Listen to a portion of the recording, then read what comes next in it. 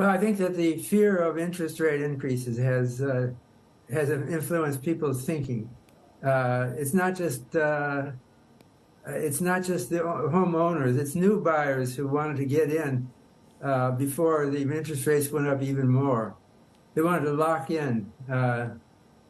So that's been a positive influence on the market, but it's coming to an end, and I think we saw unusual behavior of the Case-Shiller Home Price National Index in the last 6 months. The market seemed to be falling, and then it started to go up. I think that we don't quite know. People don't know what to make of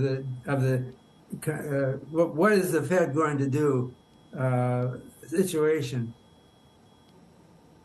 So indeed, yeah. I mean, the housing market is different from the stock market. It is normally forecastable. It has been just growing ever since around 2012. It's been about 10 years in the United States of steady growth in home prices. So people didn't. They just assumed that would continue, and they were rewarded for that. But it may be coming to an end with the end of this interest rate rising cycle. Indeed, yeah. So we've got a 30-year fixed mortgage. A typical one is in the high sixes, right? High 6% or so right now. Do you believe do you think that's the peak? It may well be. The interest rates